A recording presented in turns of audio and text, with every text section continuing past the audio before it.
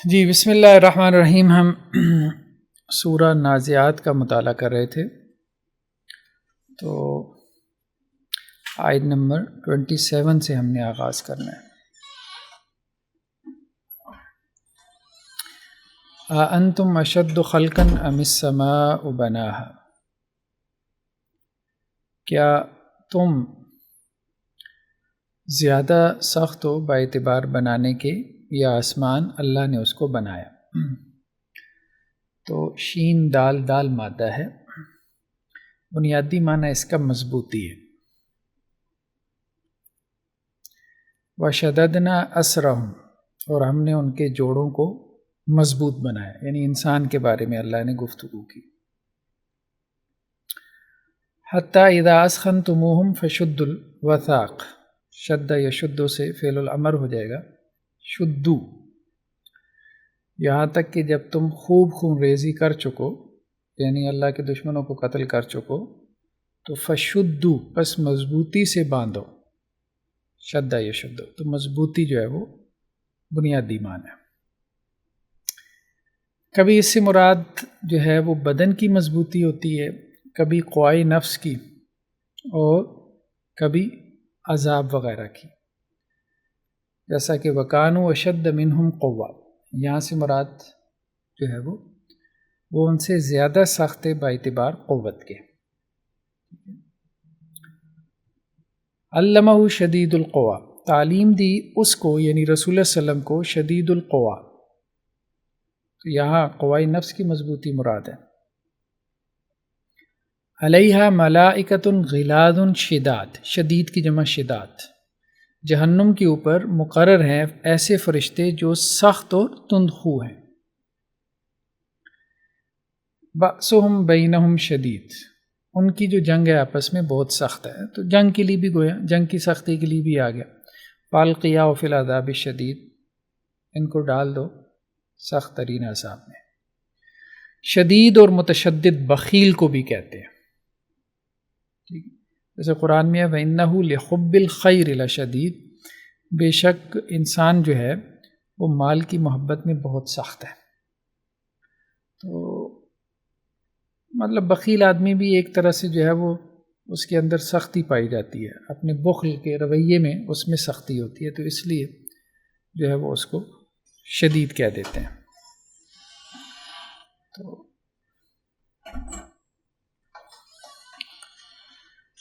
حتیٰ اذا بلغ اشدہ وبلغ 40 سنہ، اشدہ، بعض لوگوں نے کہا کہ اشد جو ہے نا یہ جمع کا صیغہ ہے جس کی واحد نہیں ہے، بعض نے کہا کہ یہ واحد کے معنی میں ہی ہے، دونوں آراء ہیں. تو اشد کا لفظ جو ہے وہ 40 سال کے لیے بولا جاتا ہے یا 20 کے لیے. تو حتیٰ اذا بالغ اشدہ، یہاں تک کہ جب وہ شخص پہنچ گیا اپنی پختہ عمر کو، یعنی 40 سال کی عمر، جب انسان میں میچورٹی پیدا ہو جاتی ہے، تو وہی مضبوطی، یعنی اس سے مراد جو ہے وہ انسان کی عقل کی پختگی ہے. وبلغ 40 سنہ، اور وہ پہنچ گیا 40 سال کو، یہاں سے 40 سال کا جو ہے وہ لیا گیا. زیادہ بہتر یہی معلوم ہوتا ہے کہ اس سے مراد 40 سال. باب افتعال سے اشتدہ، پہلے 40 سال شدت سے ہے اور پھر آگے 40 سال ہے. نہیں مطلب دونوں مترادفات ہیں، ان کا کہنا یہ ہے. حتیٰ اذا بلغ اشدہ، یہاں تک کہ جب وہ پہنچ گیا اپنی بھرپور عمر کو. تو انہوں نے کہا کہ واو تفسیریہ ہوتی ہے بعض اوقات، ٹھیک ہے، پچھلی کی تفسیر کرتی ہے کہ بھرپور عمر سے کیا مراد ہے. تو وہ وبلغ 40 سنہ، تو اگر آپ اس کو عطف کی واو بنائیں گے تو پھر وہ دو مختلف چیزیں بن جائیں گی. اشتدہ کے معنی یعنی باب افتعال سے جلدی کرنے کے بھی آتے ہیں، جیسے اشتدت بہ الریح، کہ ہوائیں اس کو اڑائی پھرتی ہیں، ٹھیک ہے. تو اب یہاں سے مراد یہ ہے کہ ہوا کا تیز چلنا. اشتدہ باب افتعال سے ہوا کی تیزی، یعنی ہوا میں جب زور ہو، آندھی مراد ہے. اور شد النہار سے مراد کیا ہے؟ دن کا بلند ہونا. یعنی دن جب چڑھ جاتا ہے تو گویا ایک اعتبار سے اس میں مضبوطی آ جاتی ہے، پختگی آ جاتی ہے، یعنی اس کے دن ہونے کے اعتبار سے۔ تو انتم اشد خلقن، کیا تم زیادہ سخت ہو با اعتبار تخلیق کے، ام السما، یا آسمان، بناہا جس کو اللہ نے بنایا، یعنی اللہ تعالیٰ یہ کہہ رہے ہیں کہ تمہیں بنانا زیادہ مشکل ہے یا آسمان کو بنانا زیادہ مشکل ہے؟ تو ظاہری بات ہے آسمان کا بنانا زیادہ مشکل ہے، تو جب آسمان کا بنانا زیادہ مشکل ہے اور اللہ نے آسمان بنا لیا تو تمہیں پیدا کرنا دوبارہ اللہ کے لیے کیا مشکل ہے، یہ مراد ہے۔ تو اشد خلقن ام السما، یا آسمان، آسمان کا جو روٹ ورڈ ہے، مادہ ہے، وہ ہے سین میم واو۔ تو اس روٹ ورڈ کا بنیادی معنی ہوتا ہے بلندی، ہائٹ کے لیے آتا ہے، بلکہ کہا جاتا ہے کہ دو چیزیں ہیں نا، ارض و سما، اردو میں بھی ہم محاورتاً بولتے ہیں۔ تو ارض کا بنیادی معنی ہوتا ہے نیچائی، اور سما کا بنیادی معنی ہے بلندی، تو گویا یہ دونوں آپس میں متضاد ہیں۔ تو ارض کو ارض اس لیے کہتے ہیں کہ یہ نیچے ہے، اور سما کو سما اس لیے کہتے ہیں کہ وہ اوپر ہے، بلند ہے۔ اللہ الذی خلق سبع سماوات، اللہ وہ ذات ہے جس نے 7 آسمان پیدا کیے، ومن الارض مثلہن، اور آسمانوں اور زمین میں سے بھی ان آسمانوں کی مانند، یعنی اللہ نے 7 آسمان پیدا کیے اور زمین سے بھی مثلہن، ان 7 آسمانوں کی طرح۔ اس کا ترجمہ یہ کیا گیا کہ اللہ نے زمینیں بھی 7 بنائی ہیں، عام طور پہ اس کا ترجمہ یہ کیا گیا کیونکہ اللہ نے کہا ہے کہ مثلہن، یعنی ان آسمانوں کی طرح اللہ نے زمینیں بھی پیدا کی۔ اب اس سے کیا مراد ہے، 7 زمینوں سے کیا مراد ہے؟ بعض مفسرین تو اس طرف چلے گئے کہ اس سے مراد 7 بر اعظم ہیں، ٹھیک ہے، یعنی خشکی کے بڑے ٹکڑے ہیں۔ بعض مفسرین اس طرف چلے گئے کہ اس سے مراد زمین کے 7 جو ہے وہ یعنی طبقات ہیں، زمین، پھر اس کے نیچے ایک حصہ ہے، پھر اس کے نیچے، اس طرح سے اس کے 7 طبقات انہوں نے بنا لیے۔ ایک تعبیر جو امام راغب نے کی ہے وہ یہ کہتے ہیں کہ اصل میں ارض کہتے ہیں نیچے کو، اور سما کہتے ہیں اوپر والی چیز کو۔ تو گویا اس زمین کے لیے، ہماری زمین کے لیے پہلا آسمان سما ہے، اور دوسرا آسمان پہلے آسمان کے لیے کیا ہے، سما ہے، اور پہلا آسمان دوسرے جو ہے وہ آسمان کے لیے ارض ہے۔ تو اس معنی میں جو ہے وہ 7 زمینیں، یعنی 7 بلندیاں اور 7 نیچائیں اللہ نے پیدا کی، یہ مراد ہے۔ یہ امام راغب نے اس طرح سے اس کو کیا۔ قرآن مجید میں بارش کو بھی سما کہا گیا، جیسے قرآن میں ہے نا، یرسل السماء علیکم مدرارا، کہ اللہ تعالیٰ بھیجے گا تمہارے اوپر السماء، آسمان، آسمان سے مراد بارش۔ تو بارش کو سما اس لیے کہا گیا کہ یہ بھی اوپر سے اترتی ہے، بلندی سے۔ بعض اہل علم نے کہا کہ اصل میں بارش اس بارش کو سما کہتے ہیں جو ابھی آسمانوں میں ہو، یعنی اتری نہ ہو، یعنی وہ بارش جو ابھی تک بادلوں میں ہے، اس کا پانی، اس کو سما کہتے ہیں۔ چونکہ وہ بلند ہے نا تو اس لیے اس کو سما کہہ دیا۔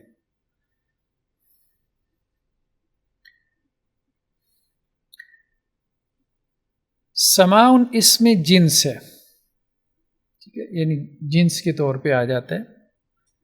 تو اس کا واحد، جمع، مذکر، مؤنث دونوں معنی میں یہ استعمال ہو جاتا ہے، یعنی سما مذکر بھی استعمال ہو جاتا ہے، مؤنث بھی، واحد بھی، جمع بھی۔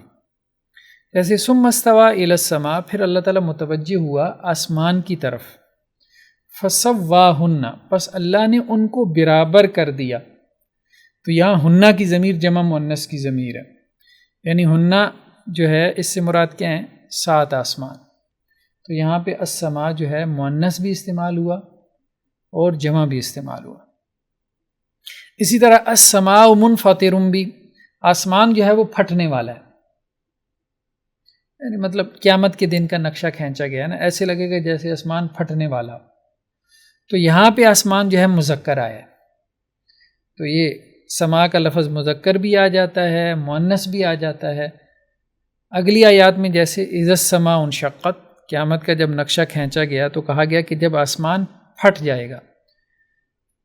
اذا السماء انفطرت، وہی اسی معنی میں کہ آسمان جب جو ہے وہ پھٹ جائے گا. تو یہاں پہ آسمان مؤنث ہے، تو گویا یہ لفظ مذکر بھی آ جاتا ہے، مؤنث بھی آ جاتا ہے، واحد بھی آ جاتا ہے، جمع بھی آ جاتا ہے.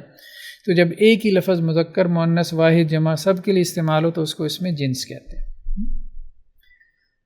سماوتن عربی زبان میں جو ہے وہ بلند مرتبہ شخص کو کہتے ہیں، جسے ہم کہتے ہیں ہز ہائنس، وہ آدمی جس کا مقام ہے، مرتبہ ہے، اس کو سماوتن کہتے ہیں.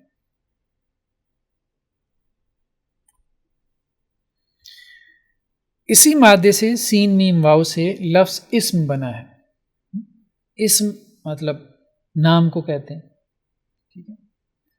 اب بنیادی معنی سے اسم کا کیا تعلق ہے، تو وہ یہ کہتے ہیں کہ نام جو ہے وہ انسان کی بلندی کا باعث ہوتا ہے. بہت سے نام ہیں نا، جیسے سکندر اعظم، الیگزینڈر دی گریٹ ہے، مطلب قائد اعظم ہے، تو وہ نام جو ہے نا وہ اس کی بلندی کا باعث ہوتا ہے، اس کی رفعت کا. تو اس لیے اسم کو اسم کہتے ہیں. تو گویا اسم کے اندر بھی جو ہے وہ بلندی کا مفہوم ہے. بسم اللہ، اللہ کے نام سے. ارکبوا فیہا بسم اللہ مجریا، یہ حضرت نوح علیہ السلام کی کشتی کے بارے میں ہے کہ تم اس کشتی میں سوار ہو جاؤ، اللہ کے نام کے ساتھ اس کشتی کا چلنا ہے. یعنی جب طوفان نوح آیا تو پھر اللہ کے نام کے ساتھ وہ کشتی چلی اور اللہ کے نام کے ساتھ ہی وہ ٹھہری ہے. بسم اللہ الرحمن الرحیم، تو اللہ کے نام کے ساتھ. اب اللہ کا نام ظاہری بات ہے، اس میں اللہ تعالیٰ کی جو رفعت ہے، اللہ تعالیٰ کی جو عظمت ہے، اس کی طرف اشارہ کر رہا ہے.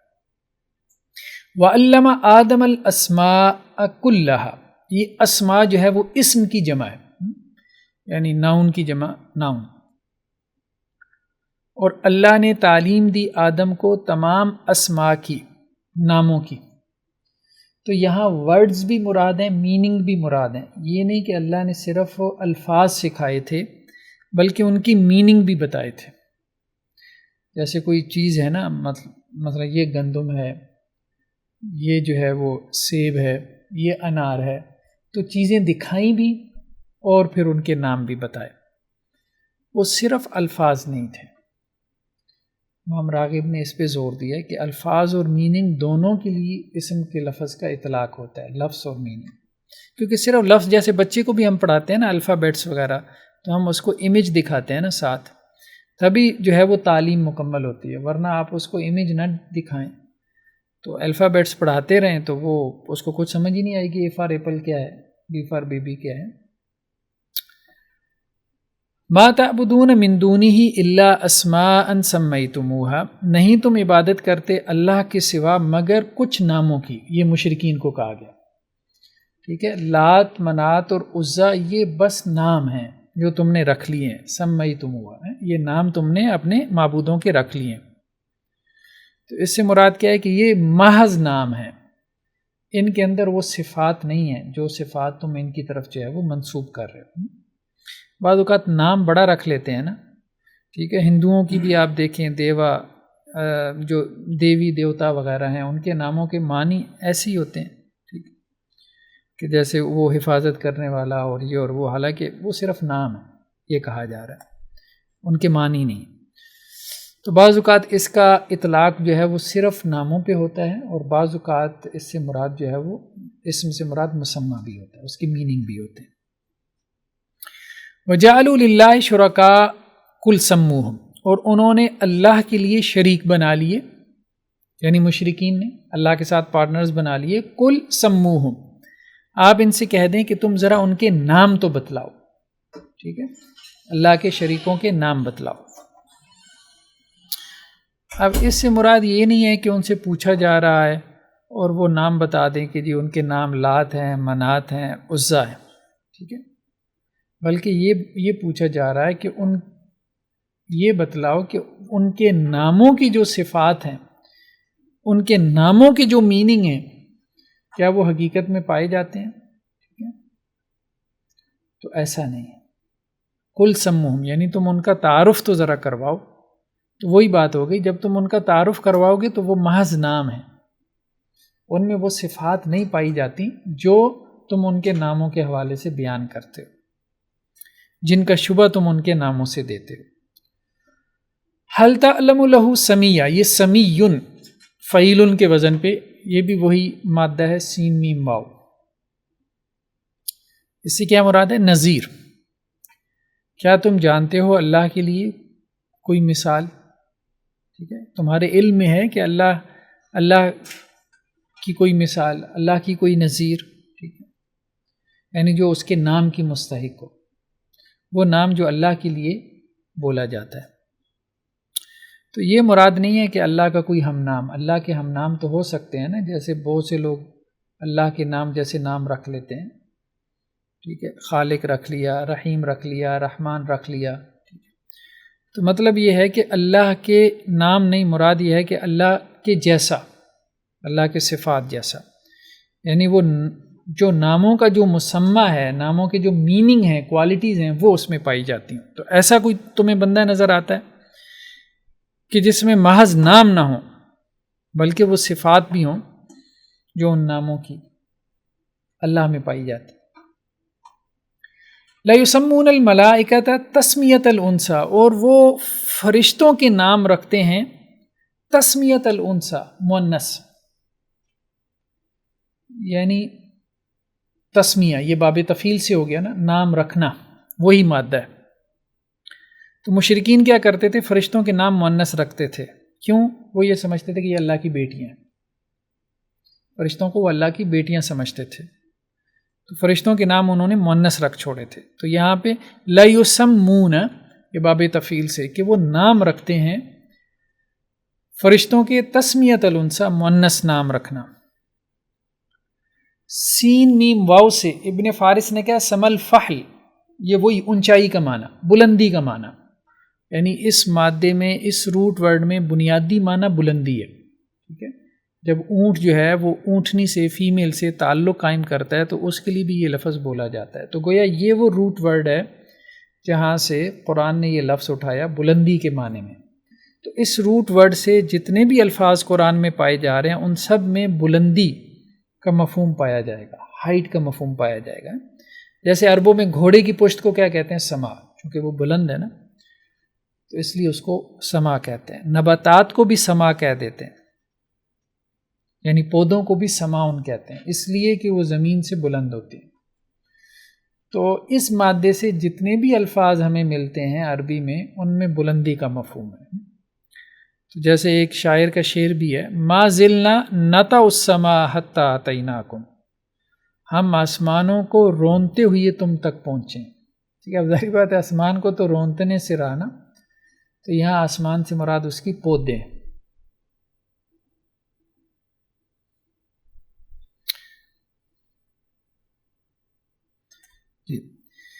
نیکسٹ جو لفظ ہمارے سامنے ہے سما کے بعد بناہا، با نون یا مادہ ہے اس کا روٹ ورڈ۔ بنیادی معنی اس کا یعنی جیسے کہتے ہیں نا سینٹرل میننگ، بنانا۔ وَبَنَيْنَا فَوْقَكُمْ سَبْعًا شِدَادًا، اور ہم نے بنائے تمہارے اوپر 7 سخت، شدید کی جمع شداد، یعنی سخت، مضبوط آسمان بنائے۔ وَالسَّمَاءَ بَنَيْنَاهَا، اور آسمان کو ہم نے بنایا بِأَيْدٍ، اپنی قوت سے، قدرت سے۔ یہاں اس کا ترجمہ ہاتھ کرنا درست نہیں ہے، ٹھیک ہے، کیونکہ اس کے روٹ ورڈ میں جو ہے وہ 2 یائیں ہیں، یہ ید کا روٹ ورڈ نہیں ہے، ید کا روٹ ورڈ اور ہے۔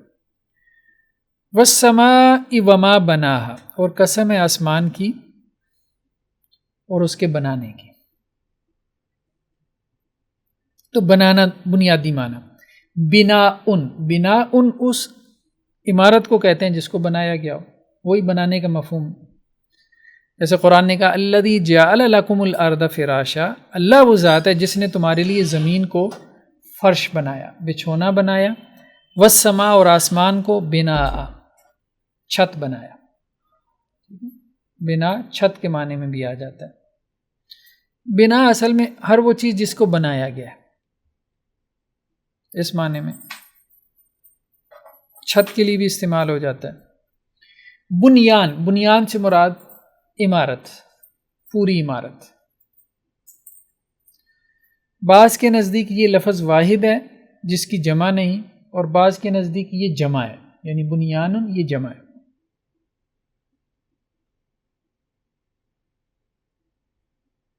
اور اس کی واحد بنیانتن ہے، لیکن بہرحال بظاہر یہ محسوس ہو رہا ہے کہ یہ واحد ہی ہے. لا یزال بنیانہم الذی بنوا ریبۃ فی قلوبہم، یہ منافقین کی بات ہو رہی ہے. ہمیشہ رہے گی ان کی عمارت جو انہوں نے بنائی ان کے دلوں میں شک کا باعث. یعنی جو عمارت انہوں نے کھڑی کی ہے منافقین نے، مطلب اپنے ذہن میں جیسے ایک پوری آپ امیج کھڑی کر لیتے ہیں نا، تو انہوں نے اسلام کے حوالے سے اپنے ذہنوں میں ایک پوری عمارت بنا لی تھی، ایک پوری ان کی سوچ ڈھل چکی تھی اسلام کے حوالے سے. تو اللہ تعالیٰ منافقین کو کہہ رہے ہیں کہ جو وہ اسلام کے حوالے سے سوچ چکے ہیں نا، جہاں تک وہ پہنچ چکے ہیں، تو اب وہ سوچ ہمیشہ شک کی پیدا کرے گی. واپسی کا کوئی رستہ نہیں، یعنی پوائنٹ آف ریٹرن نہیں.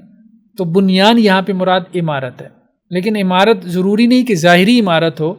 بنیان اس عمارت کے لیے بھی استعمال ہو جاتا ہے جو خیالی عمارت ہو. ٹھیک ہے. کانہم بنیان مرصوص، گویا کہ وہ ایک سیسا پلائی ہوئی عمارت ہو. یعنی اہل ایمان کی صفت بیان ہوئی ہے نا کہ وہ ایسے صفے باندھ کے آپس میں کھڑے ہوتے ہیں. ٹھیک ہے. یعنی ایسے مل جل کے رہتے ہیں پیار و محبت کے ساتھ، اخوت کے ساتھ، کہ جیسے ایک دیوار کو تم دیکھتے ہو کہ اس کی اینٹیں آپس میں جڑی ہوئی ہیں، اور جب وہ آپس میں جڑ جاتی ہیں تو وہ مضبوط ہو جاتی ہیں. ظاہری بات ہے، کنکریٹ ہے، سیمنٹ ہے، اینٹیں ہیں، وہ آپس میں مل کے مضبوط ہو جاتی ہیں. اکیلی اینٹ تو کچھ بھی نہیں ہے. تو یہ بنیان مرصوص.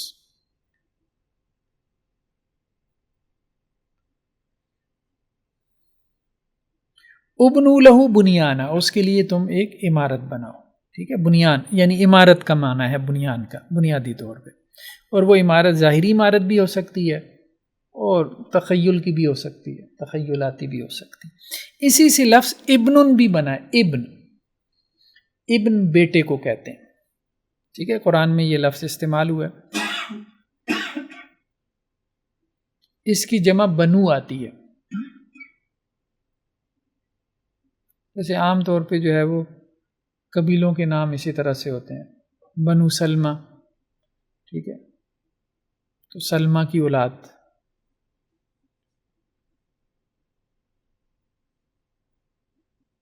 بنو آدم، آدم کی اولاد. تو ابن واحد ہے، بنو اس کی جمع ہے. بنون ہوتا ہے 12. وقالت الیہود عزیر ابن اللہ، اور یہود نے کہا کہ عزیر اللہ کے بیٹے ہیں. ابن اللہ ہے، وہی بات آ گئی، اللہ کا بیٹا. وقالت النصارى، اور عیسائیوں نے کہا المسیح عیسیٰ یعنی مسیح ابن اللہ، اللہ کے بیٹے ہیں. تو بیٹے کے معنی میں آ گیا. ان ابنی من اہلی، یہ نوح علیہ السلام نے کہا تھا، بے شک میرا بیٹا میرے اہل و عیال میں سے. جب وہ طوفان آیا نا تو حضرت نوح علیہ السلام کا بیٹا بھی غرق ہونے لگا، تو اس وقت انہوں نے دعا کی تھی کہ یا اللہ میرا بیٹا بھی میرے اہل و عیال میں سے ہے، اس کو بچا لیں. ان ابنک سرق، بے شک آپ کے بیٹے نے چوری کی ہے. حضرت یوسف علیہ السلام کے بعد پھر ان کے بھائی بنیامین بھی، ان کو بھی روک لیا گیا تھا، وہ پیالہ کا جو واقعہ بنا تھا. تو اب بقیہ بھائیوں نے آ کے حضرت یعقوب علیہ السلام کو کہا تھا کہ بنیامین کو اس لیے روک لیا گیا کہ آپ کے بیٹے نے چوری کی. تو ابن بیٹے کے معنی میں. اس کی جمع ابنا آتی ہے اور بنون آتی ہے.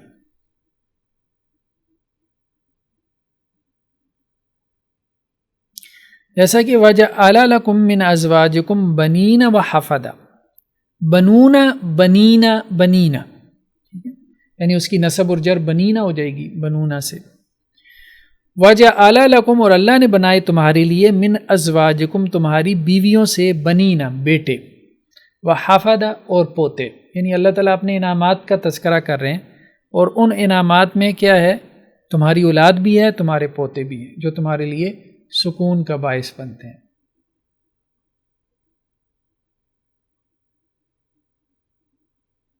آنکھوں کی ٹھنڈک کا باعث بنتے ہیں۔ یا بنی آدم، یہ بھی بنونا تھا، بنونا سے بنینا ہوا، بنینا سے پھر نون گر گیا اضافت کی وجہ سے، تو بنی ہو گیا نا۔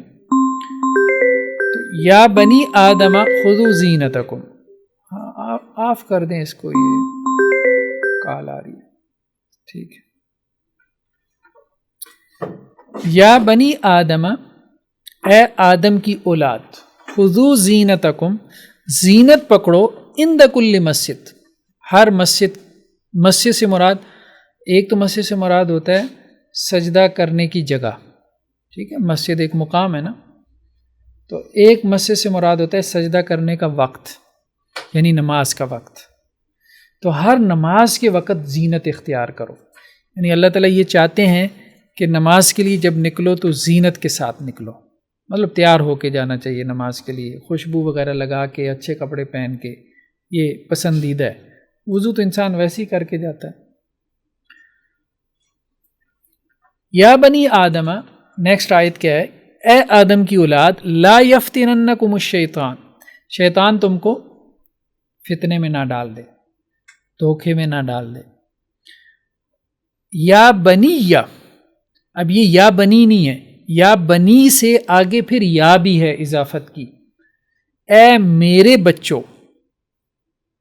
ٹھیک ہے، بنیہ سے مراد میرے بیٹو، مرکب اضافی ہو جائے گا نا یہ، اے میرے بچوں، لا تدخلوا من باب واحدہ، نہ تم داخل ہونا ایک ہی دروازے سے۔ یہ جب حضرت یعقوب علیہ السلام نے اپنے بیٹوں کو بھیجا مصر میں، تو ان کو یہ تلقین کی تھی کہ مصر میں پرانے زمانے میں جیسے شہروں کی فصیل ہوتی تھی، چار دیواری ہوتی تھی، لوگ دروازوں سے داخل ہوتے تھے، تو وہ جو فارن انویڈرز ہوتے تھے تو ان سے اپنے آپ کو محفوظ رکھنے کے لیے چار دیواری بناتے تھے۔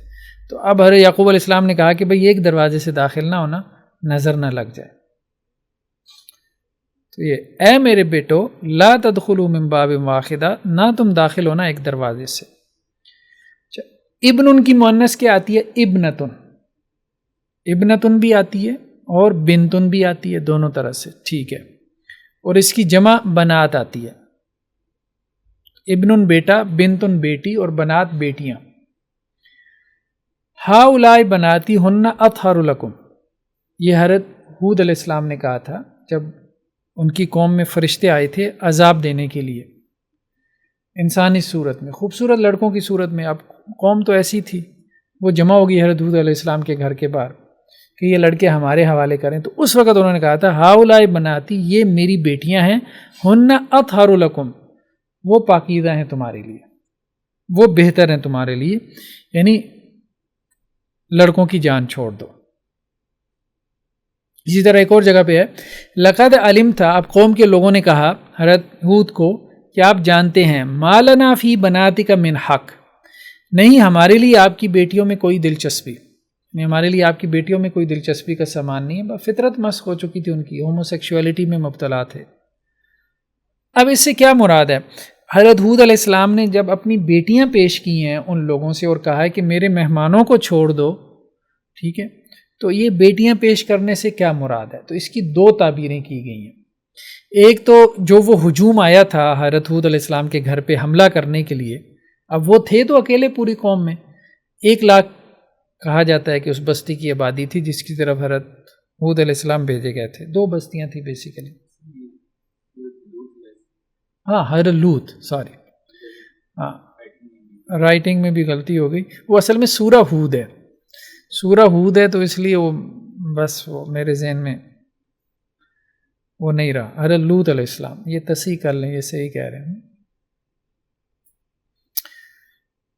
تو حضرت لوط علیہ السلام جو ہے، انہوں نے جب اپنی بیٹیوں کو پیش کیا تو اس سے کیا مراد ہے؟ اس کی 2 تعبیریں کی گئی ہیں۔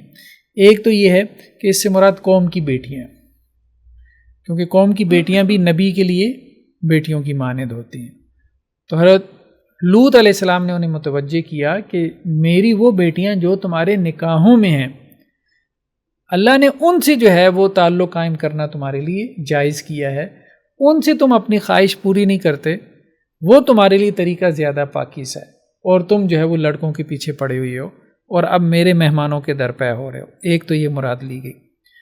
دوسری مراد یہ بھی لی گئی ہے کہ حضرت لوط علیہ السلام نے اس سے مراد اپنی بیٹیاں لی ہیں، اور یہ بیٹیاں انہوں نے ان کے سرداران کو پیش کی۔ یعنی ظاہری بات ہے جو بھی ہجوم ہوتا ہے اس کو لیڈ کرنے والے کچھ لوگ ہوتے ہیں، تو حضرت لوط علیہ السلام نے یہ سمجھا کہ اگر ان کے لیڈرز کو کچھ سجا لیا جائے تو شاید جو ہے وہ یہ اپنے موب کو کنٹرول کر لیں، تو انہوں نے ان کو نکاح کے لیے اپنی بیٹیاں پیش کی۔ وَيَجْعَلُونَ لِلَّهِ الْبَنَاتِ، اور انہوں نے اللہ کے لیے جو ہے وہ بیٹیاں بنا لی، یعنی مشرکین کی بات ہو رہی ہے۔ مراد کیا ہے یہاں؟ بنات سے مراد فرشتے ہیں، فرشتوں کو اللہ کی بیٹیاں جو ہے وہ سمجھتے تھے، تو بنات بیٹیوں کے معنی میں۔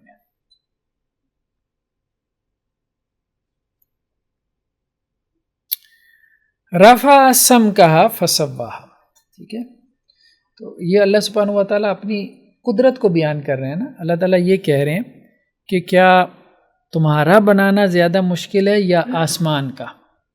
ٹھیک ہے، تو چونکہ مشرکین انکار کرتے تھے کہ دوبارہ ہمیں کیسے اللہ تعالیٰ پیدا کرے گا جب ہم بھربھری ہڈی ہو جائیں گے، انہیں مشکل لگتا تھا، طرح طرح کے اعتراضات کرتے تھے، تو اس پہ اللہ تعالیٰ نے تبصرہ کیا کہ تم تو بہت چھوٹی سی چیز ہو، اللہ نے اتنا بڑا آسمان بنا دیا۔ خیر اس وقت تو شاید ان کے لیے سمجھنا مشکل ہو کہ کتنا بڑا آسمان ہے، آج ہمارے لیے یہ سمجھنا مشکل نہیں رہ گیا کہ یہ یونیورس کتنی بڑی ہے، ٹھیک ہے، مطلب جس کی جو کنارے ہیں وہ ابھی تک کوئی تصور میں ہی نہیں آ رہے۔ اور اللہ تعالیٰ تو یہ کہہ رہے ہیں کہ بھائی 7 آسمان ہیں، 7، تو ابھی تو یہ پہلا ہی ہے، کیونکہ قرآن نے کہا نا وَلَقَدْ زَيَّنَّا السَّمَاءَ الدُّنْيَا بِمَصَابِيحَ، یہ جتنے ستارے ہم نے ٹانک دیے ہیں یہ آسمان دنیا سے نیچے نیچے ہیں، یعنی پہلا آسمان بھی اس سے اوپر ہے، یہ سب کچھ جو تمہیں نظر آ رہا ہے۔ خیر بہرحال رفع سم کہا، اللہ نے بلند کی، سم کہا اس کی چھت یعنی آسمان کی چھت، فسواہا پھر اللہ نے اس کو سنوارا، تو زمین کو اللہ نے نیچے کیا، آسمان کو اللہ نے بلند کیا، ٹھیک۔ تو رفع کا بنیادی معنی کیا ہے؟ بلند کرنا، کسی شے کو اس کے مقام سے بلند کرنا، مطلب جہاں پہ وہ ہے نا اس جگہ سے اس کو اٹھا دینا۔ وَرَفَعْنَا فَوْقَكُمُ الطُّورَ، جیسے بنی اسرائیل کے بارے میں آتا ہے کہ ہم نے تمہارے اوپر طور پہاڑ کو بلند کیا، تو وہ طور پہاڑ اللہ نے اٹھا لیا تھا۔ بعض لوگ تو اس کی تعویل کر لیتے ہیں نا، نہیں یہاں پہ حصی طور پہ بلند کرنا مراد ہے، تو فرشتے نے وہ طور پہاڑ اٹھا کے ان کے سروں کے اوپر لا کے جیسے کھڑا کر دیا کہ اب ایمان لاتے ہو کہ نہیں، بنی اسرائیل کی بات ہو رہی ہے، تو پھر وہ جو ہے وہ مانے، پھر وہ مانے۔ تو ایک معنی اس کا یہ ہے کہ حصی طور پہ کسی چیز کو اس کی جگہ سے اٹھا دینا، بلند کر دینا۔ اللہ الذی رفع السماوات بغیر عمد ترونها، اللہ نے آسمانوں کو بلند کیا۔ اب یہ بلندی بھی ظاہری بات ہے حصی ہے، ٹھیک ہے، آسمان زمینوں سے بلند ہے، بغیر عمد بغیر ستونوں کے جنہیں تم دیکھتے ہو۔ اب اس کے بھی 2 معنی کیے گئے ہیں کہ یہ آسمان بغیر ستونوں کے ہیں، ٹھیک ہے، یا پھر یہ ہے کہ ایسے ستون ہیں جنہیں تم دیکھ نہیں سکتے۔ زیادہ بہتر یہ ہے کہ بغیر ستونوں کے اللہ نے بلند کیا۔ اور کبھی جو ہے وہ اس سے مراد کسی شے کو لمبا کرنا ہوتا ہے، ایک تو یہ نا کسی شے کو اس کی جگہ سے اٹھا لینا ہے، جیسے یہ ایسے اٹھا لیا، اور ایک یہ کہ کسی چیز کو لمبا کر دینا، ٹھیک ہے، جیسے وَإِذْ يَرْفَعُ إِبْرَاهِيمُ الْقَوَاعِدَ مِنَ الْبَيْتِ، اور جب ابراہیم جو ہے، ابراہیم علیہ الصلوۃ والسلام بلند کر رہے تھے، قاعدہ کی جمع قواعد، قواعد بنیادوں کو کہتے ہیں، جب ابراہیم علیہ السلام بلند کر رہے تھے بنیادیں من البیت بیت اللہ کی، تو اب بنیادیں جو ہے وہ ظاہری بات ہے اٹھا کے تو اوپر نہیں کر رہے تھے، ایسا تو نہیں تھا کہ وہ زمین پہ پڑی تھی تو اس کو انہوں نے اونچا کر دیا، تو وہی چیز وہ انٹیکٹ ہے، اسی کو لمبا کر دیا نا اس معنی میں. تو لمبا کرنے کے معنی میں بھی آتا ہے رفع کا لفظ. اور کبھی اس سے مراد کسی کے تذکرے کو بلند کرنا ہوتا ہے. ٹھیک ہے، وَرَفَعْنَا لَكَ ذِكْرَكَ، اور ہم نے آپ کے ذکر کو بلند کیا ہے، یعنی آپ سلم کا نام، آپ کی شہرت، آپ کا تذکرہ. آسمان کی بلندی پہ کیسی وہ یہ والا اٹھانا، یہی مراد ہے، یہی مراد حصی ہے نا. ایک تو یہ ہے کہ آسمان جو ہے وہ زمین کی نسبت بلند ہے نا. امدن کا مطلب ہے وہ جو بنیاد اٹھانا، نیچے سے اوپر لمبا کرنا. ہاں وہ تو دوسری آیت میں ہے نا کہ حضرت ابراہیم علیہ السلام وَإِذْ يَرْفَعُ ابراہیم، تو حضرت ابراہیم بنیادیں جو ہے وہ اٹھا رہے تھے نا. تو اس سے مراد کیا ہے؟ مطلب وہی جو اینٹیں تھیں انہی کو، اس دیوار کو لمبا کر رہے تھے آپ یوں کہہ لیں. ایسا تو نہیں تھا کہ وہ دیوار اٹھا کے اوپر رکھ رہے تھے، لمبا کرنے کے معنی میں. تو یہ جو باریک چیزیں ہوتی ہیں نا بعض جگہ پہ بڑی فائدہ دیتی ہیں، بعض جگہوں پہ نا یہ بظاہر تو چھوٹی چھوٹی چیزیں ایسے لگتا ہے جیسے فلسفیانہ نکتے ہوں، لیکن آپ غور کریں گے کہ جہاں آپ کے مسائل پھنسے ہوں نا تو وہاں پہ یہ بہت فائدہ دیتی ہے. جیسے ابھی میں نے ایک ویڈیو ریکارڈ کروائی ایک حدیث کے بارے میں. ایک حدیث آتی ہے صحیح بخاری میں کہ حضرت ابو ذر غفاری رضی اللہ عنہ کو اللہ کے رسول صلی اللہ علیہ وسلم نے کہا کہ آپ کو پتہ ہے کہ جب رات آ جاتی ہے تو یعنی سورج غروب ہو جاتا ہے تو یہ سورج کہاں جاتا ہے؟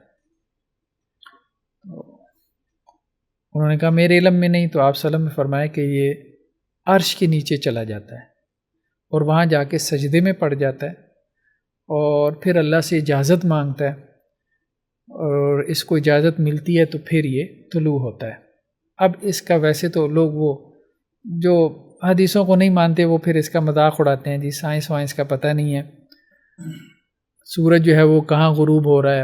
اور یہ اچھا وہاں پہ ایک لفظ آیا ہے، خیر اس پہ میں نے ایک پوری ویڈیو اس کو بنائی ہے اس کے ایک ایک لفظ کے حوالے سے نا، کیونکہ یہ جو استعمالات ہیں نا لوگ ان کی گہرائی میں نہیں جاتے. وہاں ایک لفظ آیا ذہابہ، کہ وہ جو سورج ہے نا وہ کہاں جاتا ہے.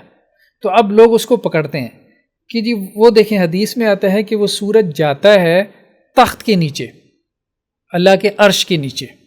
ٹھیک ہے، تو سورج تو کہیں بھی نہیں جا رہا، سورج تو بس وہ مطلب ایک طرح سے اپنی جگہ پہ کھڑا ہے اور زمین اس کے گرد ریوالو کر رہی ہے یا سولر سسٹم کے ساتھ ایک ڈائریکشن میں موو کر رہا ہے. اس معنی میں تو چلیں ٹھیک ہے کہ وہ جا رہا ہے، لیکن ایسا کہاں ہے کہ اللہ کے عرش کے نیچے جا رہا ہے. ٹھیک ہے، ہر رات کو، اور پھر رات بھی ظاہری بات ہے یہاں سورج طلوع ہو رہا ہے تو اگلی جگہ جو ہے وہ غروب ہو رہا ہے، تو یہاں رات ہے تو کسی دوسری جگہ دن ہے. اصل میں ذہابہ کا مطلب جو ذہن میں ہے نا وہ یہ ہے کہ جیسے میں یہاں سے جو ہے وہ کسی دوسری جگہ گیا. ٹھیک ہے، یعنی ایک جگہ سے ایک پوائنٹ سے آپ دوسرے پوائنٹ پہ گئے، پوائنٹ اے سے پوائنٹ بی تک کا آپ نے ڈسٹینس طے کیا، تو اس کے لیے ذہابہ کا لفظ ٹھیک ہے، اس کے لیے بھی ذہابہ کا لفظ بولا جاتا ہے، لیکن صرف اسی کے لیے نہیں بولا جاتا کہ اس میں مکانی ذہاب ہو. بعض اوقات آپ اپنی جگہ پہ ہی ہوتے ہیں، اس کے لیے بھی ذہابہ کا لفظ بولا جاتا ہے. ٹھیک ہے، جیسے ابراہیم علیہ السلام کے لیے قرآن میں آتا ہے نا وقال انی ذاہب الی ربی سیہدین. حضرت ابراہیم نے کہا کہ میں اپنے رب کی طرف جا رہا ہوں. اب ظاہری بات ہے کہ آسمانوں کی طرف سفر تھوڑا کیا، تو یہ جو وہ جا رہے تھے اپنے رب کی طرف اپنی قوم کو کہہ رہے تھے، تو یہ کون سا سفر تھا؟ یہ سفر جو ہے آپ کہہ لیں ایمان کا سفر تھا، اللہ کی قربت کا سفر تھا، ذہنی سفر آپ کہہ لیں تھا، قلبی سفر تھا جو وہ طے کر رہے تھے. ٹھیک ہے، اسی طرح ایک اور جگہ پہ قرآن نے کہا ہے کہ یہ جب سونے کو سونار جو ہے وہ بھٹی کے اندر تپاتا ہے تو اس کے اوپر جو ہے وہ جھاگ آ جاتی ہے، یعنی جو اس کے اندر امپیورٹیز ہوتی ہیں نا وہ جھاگ بن جاتی ہیں. فَيَذْهَبُ جُفَا، وہاں بھی ذہابہ کا لفظ ہے. فَيَذْهَبُ جُفَا، وہ جو جھاگ ہے وہ کیا کرتی ہے؟ وہ چلی جاتی ہے. تو اب وہ کیا فاصلہ طے کر کے پوائنٹ اے سے پوائنٹ بی پہ چلی جاتی ہے؟ نہیں، کیا مراد ہے؟ غائب ہو جاتی ہے. تو یہ جو استعمالات ہیں نا یہ استعمالات معنی میں گہرائی پیدا کرتے ہیں. ہم چونکہ اردو والے ہیں تو ہمارے ذہن میں اس کے استعمال کا ایک معنی ٹک جاتا ہے. وہ جو ایک معنی ٹکتا ہے نا، اس کی وجہ سے ہمیں سارے شکوک و شبہات پیدا ہو رہے ہوتے ہیں. حالانکہ اب جیسے دیکھیں رفع اس معنی میں بھی ہے، اس معنی میں بھی، اس معنی میں بھی. یہ جو گہرائی ہے نا، یہ بہت ساری جگہوں پہ آپ کے مسائل حل کرتی ہے. اب رفع کا مطلب ہمارے ذہنوں میں یہی ہوگا کہ یہ اٹھا دیا بس. اب جب یہ ذہن میں ہے، کیونکہ ذہن جو ہے ظاہری بات ہے ایک معنی کے اوپر چل رہا ہوتا ہے جو، اور خاص طور پہ وہ بھی جو کہ حصی ہوتا ہے، کہ ہمارا جو ذہن ہے وہ حواس والی چیز کو ذرا زیادہ کیچ کرتا ہے. باقی جو دوسرے معنی ہوتے ہیں وہ عموماً ذہن ان کو کیچ نہیں کر رہا ہوتا. خیر بہرحال، تو وہ اسی طرح سے تذکرے کو بلند کرنا اس معنی کے لیے بھی یہ آتا ہے وَرَفَعْنَا لَكَ ذِكْرَكَ. اور کبھی اس سے مراد مرتبے کو بلند کرنا ہوتا ہے. وَرَفَعْنَا بَعْضَهُمْ فَوْقَ بَعْضٍ دَرَجَاتٍ ہے کہ نبیوں کے بارے میں کہا اللہ تعالیٰ نے کہ ہم نے ان میں سے بعض کے درجات بعض کے اوپر بلند کیے. ٹھیک ہے، تو وہاں ہم یہ کہہ رہے تھے کہ اصل میں اس حدیث میں ذہابہ سے مراد کیا ہے، وہ تو بات رہی گئی. وہاں ذہابہ سے مراد یہ ہے کہ وہ اپنی جگہ پہ ہی کھڑا ہے لیکن وہ ہماری نظروں سے چلا گیا، غائب ہو گیا. جیسے فَيَذْهَبُ جُفَاءً، اللہ تعالیٰ نے کہا کہ وہ جھاگ کیا ہے، وہ چلی جاتی ہے، غائب ہو جاتی ہے. تو اسی طرح سورج کے غروب ہونے کو اس طرح سے بیان کیا گیا کہ وہ چلا گیا، یعنی تمہاری نظروں سے اوجھل ہو گیا. اس معنی میں یہ نہیں ہے کہ وہ اب اپنی جگہ چھوڑ کے اوپر گیا، عرش کے نیچے جا کے اس نے سجدہ کیا، پھر صبح طلوع ہونے سے پہلے نیچے اترا، ساری رات سجدے میں پڑا رہا. یہ لوگوں نے اپنے معنی بنا لیے نا پھر اس طرح سے. خیر بار نبی صلی اللہ علیہ وسلم نے جو فرمایا وہ محاورتاً کہا یا محاورتاً مراد ہے، محاورتاً مراد ہے.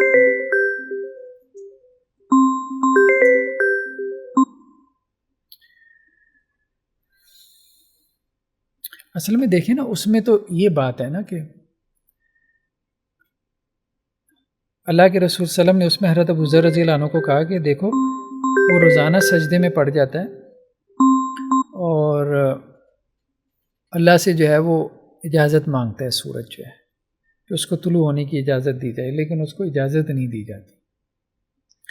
یہاں تک کہ ایک وقت آئے گا کہ اللہ سبحانہ و تعالیٰ جو ہے اس کو مطلب طلوع ہونے کی اجازت دی جائے تو اس کو اجازت دی جاتی ہے، یہاں تک کہ ایک وقت آئے گا جب اس کو اجازت نہیں ملے گی اور پھر اس کو کہا جائے گا کہ تو مغرب سے جا کے طلوع ہو جا. تو یہ بیسیکلی علامات قیامت کا بیان ہے.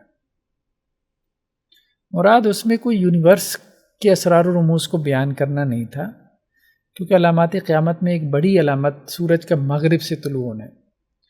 تو رسول صلی اللہ علیہ وسلم یہ کہہ رہے ہیں کہ سورج بھی جو ہے وہ سجدے میں پڑا رہتا ہے، یعنی اس کو بھی یہ احساس ہے کہ اگلے دن اگر مجھے طلوع ہونے کی اجازت نہیں ملی اس قوم کے اوپر تو گویا مغرب سے طلوع ہونے کا مطلب یہ کہ ان کے لیے توبہ کا دروازہ بند.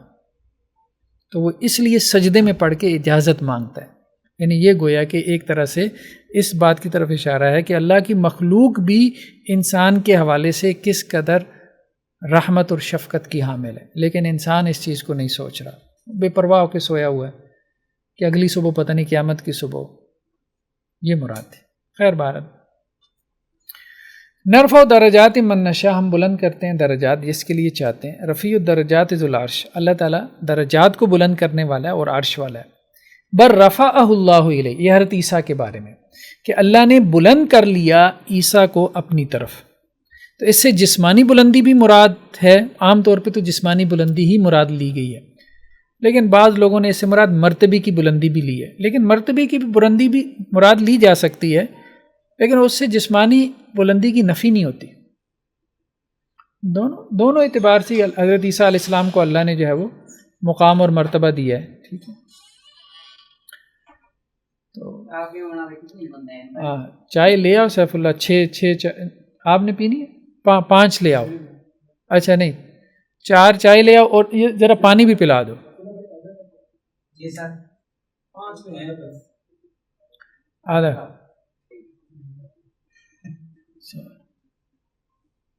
4.5 کپ لے آؤ ہے.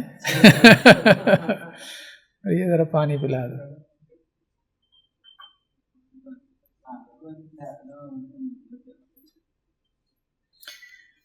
وَإِلَى السَّمَاءِ كَيْفَ رُفِعَتْ، اور آسمان کی طرف، یعنی تم آسمان کی طرف غور کیوں نہیں کرتے، اللہ نے کیسے اس کو بلند کیا. مکانی اعتبار سے بھی بلند ہے اور ویسے بھی آسمان جو ہے وہ مقام کے اعتبار سے بھی بلند ہے. ٹھیک ہے، یعنی آسمانوں میں فرشتے ہیں نا، بستے ہیں، زمین پہ جو ہے وہ انسان بستے ہیں، تو اس اعتبار سے آسمان بہتر ہوا زمین سے. ٹھیک ہے، تو اس لیے امام راغب نے کہا کہ مرتبے میں بھی بلند ہے آسمان اپنے مکینوں کے اعتبار سے. انسان بلند ہے نا، اشرف المخلوقات. نہیں ہم زمین اور آسمان کی اعتبار سے کہہ رہے ہیں نا، زمین اور آسمان کے اعتبار سے ہم کہہ رہے ہیں. ٹھیک ہے، یہاں پہ تو ہر طرح کا انسان ہے نا، دنیا میں تو ہر طرح کا انسان ہے. آپ یوں بھی کہہ سکتے ہیں کہ دنیا میں خیر بھی ہے شر بھی ہے، آسمانوں میں کم از کم شر نہیں ہوگا.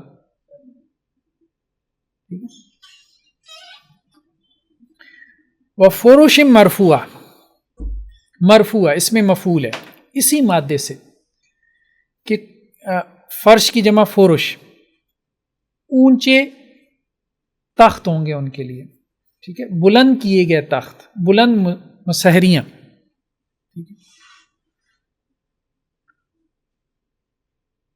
فی صحف مکرمہ مرفوعۃ مطہرہ، قرآن کی بات ہو رہی ہے کہ قرآن ان صحیفوں میں ہے جو ہے وہ باعزت صحیفے ہیں، مرفوع اور بلند ہے، مطہرہ پاک ہیں. بلند اس معنی میں کہ لوح محفوظ میں بھی قرآن ہے نا، تو اس لیے اس کو مرفوع کہا گیا. تو بنیادی معنی بلندی ہے. تو یہ جو بلندی آئی ہے یہ مقام میں بھی ہے اور بزرگی میں بھی ہے، شرف میں بھی ہے، مرتبے میں بھی. رفع عربوں میں ایک رواج تھا. اب یہ ظاہری بات ہے لغت ہے، یہ خیر قرآن تو نہیں ہے، لغت میں ہر قسم کے شواہد ہمیں مل جاتے ہیں. تو عورتوں میں یہ رواج تھا، کلچر تھا ان کے ہاں کہ سرین پہ گدا باندھ لیتی تھی. تو یہی وہ بنیادی معنی جو ہے وہ بلندی. رافع اس اونٹنی کو کہتے تھے کہ جو بچہ جننے کے بعد پہلی مرتبہ اپنا دودھ تھنوں میں لائے. ٹھیک ہے، یعنی بلند کرے. تو اس کے جتنے لغوی شواہد ہیں اس روٹ ورڈ کے، اس میں بلندی کا مفہوم پایا جا رہا ہے. نیکسٹ کیا ہے؟ رافع یعنی اللہ نے بلند کیا، سم کہا آسمان کی چھت کو. سمک اس کا بھی بنیادی معنی بلند ہے. ٹھیک ہے، سما، رفع، سمک بنیادی معنی میں بلندی ہے. جیسا کہ سمک البیت گھر کی چھت کو کہتے ہیں. رفع سمکا، اللہ نے بلند کیا اس کی چھت کو، چونکہ چھت بلند ہوتی ہے اس لیے اس کو سم کہتے ہیں. سماک ستارے کو کہتے ہیں. ٹھیک ہے، خاص ستارہ اس کو سماک کہتے ہیں چونکہ وہ بھی بلند ہے. مسموکات مفعول کے وزن پہ آسمان کے لیے بولا جاتا ہے، آسمانوں کے لیے یہ لفظ.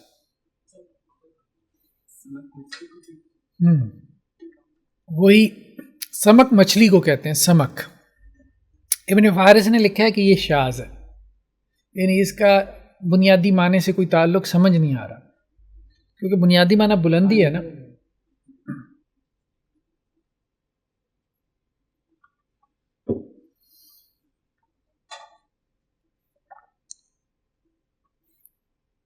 تو سمک مچھلی ہے، تو یہ شاذ ہے. شاذ سے مراد یہ ہے کہ یہ لفظ جو ہے بنیادی معنی سے نکلا ہوا ہے، اس کا تعلق سمجھ نہیں آ رہا بنیادی معنی سے. باقی سارے تو بنیادی معنی کے گرد گھوم رہے ہیں، یہ لفظ جو ہے وہ نہیں سمجھ آ رہا.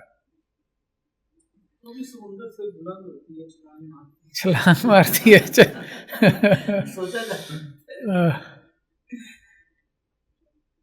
یا یہ کہا جا سکتا ہے کہ سمندر کی جو زمین ہے اس سے بلند ہوتی ہے. ٹھیک ہے، اوپر تیرتی رہتی ہے. ٹھیک ہے، سطح کے اوپر، سطح سمندر پہ، تو اس لیے اس کو سمک کہتے ہیں. تعویل کی جا سکتی ہے کوئی نہ کوئی ہے. خیر بہرحال. فسواہا سین واو یا مادہ ہے، بنیادی معنی برابری، مساوات. بس اللہ نے اس کو کیا کر دیا؟ برابر کر دیا، اس کی نوک پلس سنوار دی، اسے کہتے ہیں فنیشنگ کر دی. ٹھیک ہے، آسمان یعنی اس کو اللہ نے بلند کیا اور پھر اللہ نے اس کی خوب فنشنگ کی، رنگ روپ نکالا اس کا۔ تو مساوات بھی لفظ اسی سے ہے، باب مفعلہ سے۔ حتیٰ اذا ساوا بین الصدفین، یہ حضرت ذوالقرنین کے بارے میں ہے نا کہ جب انہوں نے وہ کیا کیا، کہا کہ بھائی اس کے لوہے کے تختے لے کے آؤ، آتونی زبر الحدید، دونوں طرف لوہے کے تختے کھڑے کیے نا، تو وہاں کہا گیا کہ دونوں طرفوں کو جب انہوں نے برابر کر دیا تو درمیان میں پگھلا ہوا تانبا ڈال دیا، تو ساوا کا لفظ آیا برابر کرنے کے معنی میں۔ باب افتعال سے استوا کا لفظ آتا ہے، یہی مادہ ہے۔ بعض اوقات اس کے فاعل دو یا زیادہ ہوتے ہیں، دو سے زیادہ ہوتے ہیں اس کے جو سبجیکٹ ہیں، تو پھر ان دونوں میں برابری مراد ہوتی ہے، جیسے لا یستوون عند اللہ، اللہ کے ہاں وہ برابر نہیں ہے۔ اور جب ایک فاعل ہو تو اب یعنی دو کا تو سمجھ میں آ رہا ہے نا کہ دونوں آپس میں برابر ہیں، یا دو سے زیادہ ہیں تو آپس میں برابر ہیں۔ جب ایک ہو تو اس کی برابری کس سے ہوگی؟ اس سے مراد یہ ہے کہ وہ اپنی ذات میں برابر ہے، یعنی اپنی ذات میں معتدل ہے۔ جیسے حضرت جبریل کے لیے یہ الفاظ آئے ہیں سورہ نجم میں، ذو مرۃ فاستویٰ، وہ قوت والے، فاستویٰ بھرپور، یعنی ایک آدمی جس کا جو جسم بھرپور ہے، اس میں آپ کو کوئی نقص عیب ہر لحاظ سے آپ کو کہے یار بالکل ٹھیک پرفیکٹ ہے، اس کے لیے یہ لفظ بولا جاتا ہے، اپنے آپ میں بالکل ٹھیک ہے۔ فَإِذَا اسْتَوَيْتَ أَنْتَ وَمَن مَّعَكَ، یہ حضرت نوح علیہ السلام کو کہا گیا کہ جب آپ اور آپ کے ساتھ جو ایمان لائے ہیں وہ کشتی میں کیا ہو جائیں؟ اچھے سے سوار ہو جائیں۔ فَاسْتَوَىٰ عَلَىٰ سُوقِهِ، یہ کومپل کی مثال بیان کی گئی، جب بیج میں سے کومپل نکلتی ہے تو وہ پھر اپنی نالی پہ کیا ہو جاتی ہے؟ کھڑی ہو جاتی ہے۔ سوق سے مراد نالی۔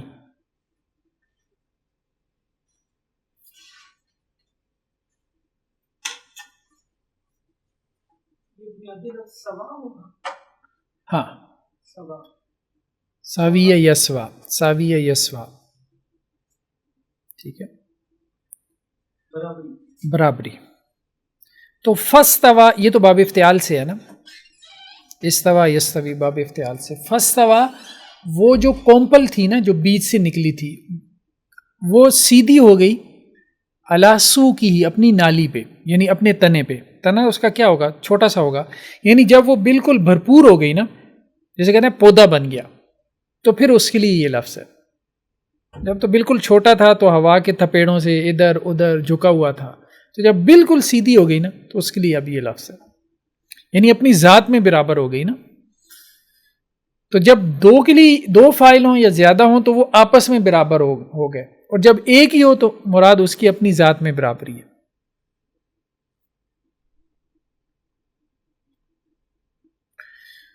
اور اگر الا کے ساتھ متعدی ہو تو اس سے مراد استیلا بھی ہوتا ہے، یعنی بھی ہوتا ہے، غلبہ بھی۔ لِتَسْتَوُوا عَلَى ظُهُورِهِ، یعنی اللہ نے تمہارے لیے چوپائے پیدا کی ہے تاکہ تم سیدھے ہو کے بیٹھ جاؤ، عَلَى ظُهُورِهِ، ان کی پشتوں پہ، ظہر کی جمع ظہور، یعنی اچھے سے، ہارس رائڈنگ جیسے لوگ کرتے ہیں، بالکل جو اچھا رائڈر ہے نا تو اس کے لیے استوا کا لفظ بولا جائے گا۔ الرحمن علی العرش استوا، یا اس کا ترجمہ یہ بھی کر دیا جاتا ہے جم کے بیٹھنا، ٹھیک ہے، تاکہ تم جم کے بیٹھو ان چوپائیوں کی پشتوں پہ۔ الرحمن علی العرش استوا، اللہ کے لیے بھی یہ لفظ ہے کہ اللہ تعالیٰ عرش پہ مستوی ہوا، اس کا ترجمہ اسی طرح سے ہی کر دیا جاتا ہے، مستوی ہوا، ترجمہ نہیں کیا جاتا۔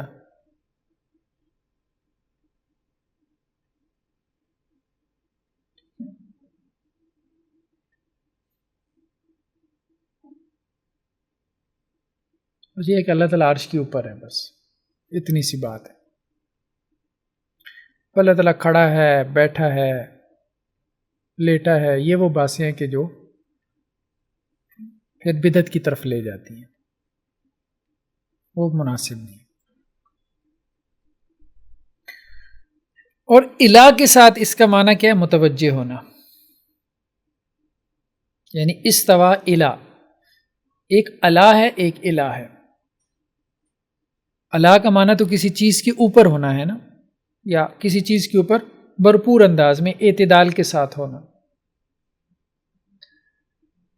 اور الہ کے ساتھ اس کا معنی ہے متوجہ ہونا. ثم استوى الى السماء، پھر اللہ تعالیٰ آسمانوں کی طرف متوجہ ہوا. فسواہن، یا ثم استوى الى السماء، پھر اللہ تعالیٰ متوجہ ہوا آسمانوں کی طرف. وہی دخان، اور وہ آسمان کیا تھا؟ دھواں تھا. یعنی پہلے ایسے لگتا ہے قرآن کے بیان سے کہ یہ گیسز تھی، جن گیسز کو پھر اللہ تعالیٰ نے کیا کیا؟ آسمانوں کی صورت دی. کہ آج ہی میں کوئی ایک شارٹ کلپ دیکھ رہا تھا جس میں وہ یہ بات ڈسکس کر رہی تھی کہ آسمان تاریک کیوں ہیں. یعنی اتنے زیادہ ستارے ہیں پھر بھی تاریکی کیوں ہے؟ یونیورس کے اندر تاریکی کیوں ہے؟ روشنی کیوں نہیں ہے؟ ٹھیک ہے، مطلب دن تو ہمارا سورج کی وجہ سے روشن ہو جاتا ہے نا، اس کو چھوڑ کے. ظاہری بات ہے یہ سورج تو پوری یونیورس کو روشن نہیں نہ کر رہا ہے، یہ تو ہماری ارتھ کو روشن کر رہا ہے نا. تو ویسے تو یونیورس میں بیسیکلی لائٹ نہیں ہے، تاریکی ہے. اب اتنے ستارے ہونے کے باوجود تاریکی کیوں ہے؟ ڈارکنس کیوں؟ تو اس میں پھر انہوں نے ایک توجہ یہ کی ہوئی تھی کہ صرف سٹارز نہیں ہیں. جب ہم یونیورس کہتے ہیں، گلیکسی کہتے ہیں، تو گلیکسی کا مطلب صرف سٹارز نہیں ہوتا، بلینز آف سٹار، بلکہ ان سٹارز کے درمیان جو گیسز ہیں اور جو گرد و غبار ہوتی ہے وہ بھی اس میں شامل ہوتی ہے. وہ اصل میں رکاوٹ بن جاتی ہے ان کی روشنی جو ہے وہ پھیلنے میں. بہرحال اللہ بہتر جانتا ہے سائنس والے کیا کہتے ہیں کیا نہیں، لیکن قرآن کا انداز یہ ہے کہ پہلے دھواں تھا، جس دھوئیں سے اللہ نے تخلیق کی آسمانوں کی، دھوئیں سے کی.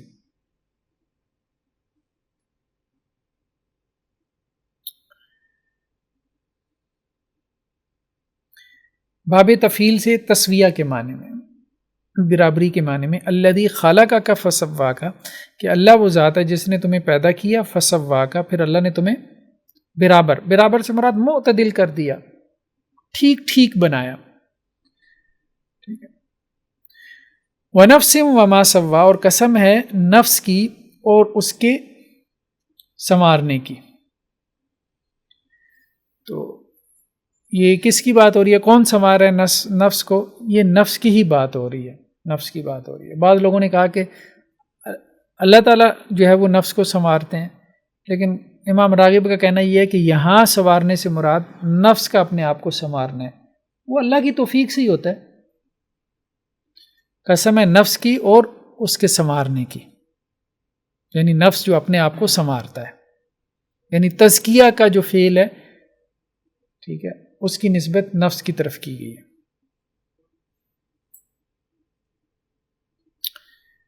کہتے ہیں نا لغت میں کہ فعل کی نسبت اعلی فعل کی طرف ہو جاتی ہے، جیسے سیف قاطع ہے، کاٹنے والی تلوار.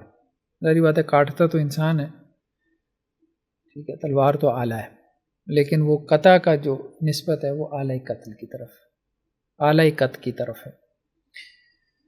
سبح اسم ربک الاعلی الذی خلق فسوی، ٹھیک ہے، یہاں پہ بھی تسویہ آ گیا کہ اللہ جس نے پیدا کیا پھر اس نے انسان کی نوک پلک سنواری. فَإِذَا سَوَّيْتُ، یہاں پہ بھی اللہ تعالیٰ کہہ رہے ہیں فرشتوں سے کہ جب میں اس کو سنوار دوں، یعنی آدم کو جب اللہ نے پیدا کیا تو اللہ تعالیٰ نے اب کہا نا فرشتوں سے کہ جب میں اس آدم کی نوک پلک سنوار دوں، اس کی فنشنگ کر دوں. وَنَفَخْتُ فِيهِ مِن رُوحِي، اور اس میں اپنی روح پھونک دوں، تو پھر تم نے اس کے سامنے سجدے میں گر جانا ہے.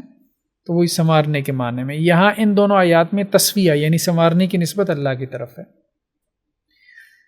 آگے وہی آیت آ گئی رفع سمکا فسوا، کہ اللہ تعالیٰ نے آسمان کی چھت کو بلند کیا اور پھر اللہ نے اس آسمان کی نوک پلک سنواری. تو یہاں سنوارنے سے مراد بنانے میں بھی سنوارنا ہو سکتا ہے اور تزئین میں بھی سنوارنا ہو سکتا ہے.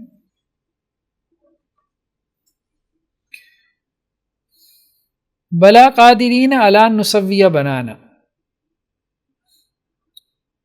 سورہ قیامہ میں بھی یہی باب تفصیل سے یہی لفظ آیا کہ ہم اس پہ قدرت رکھتے ہیں، بنان کہتے ہیں پوروں کو، انگلیوں کے پورے، ہم اس پہ قدرت رکھتے ہیں کہ ہم انسان کے جو پورے ہیں نا وہ برابر کر دیں، وہی برابر کرنا، ٹھیک ہے. اس سے مراد کیا ہے کہ انسان کی انگلیاں برابر کر دیں، یعنی انسان جو ہے وہ باز نہیں آ رہا، قیامت کا انکار کیے چلے جا رہا ہے.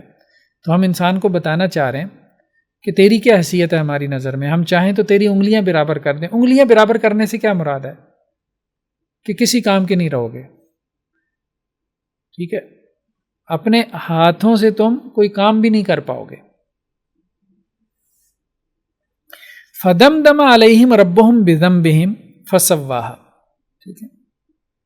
تو ان کے گناہوں کے سبب ان کے رب کی طرف سے جو ہے وہ عذاب آیا.